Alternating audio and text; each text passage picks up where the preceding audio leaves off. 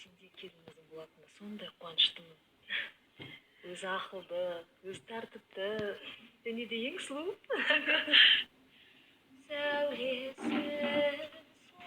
Дауысыңа демеген бұлбұлым. Не болды шошып соншама қояндар сияқты? Болды енді танысайық.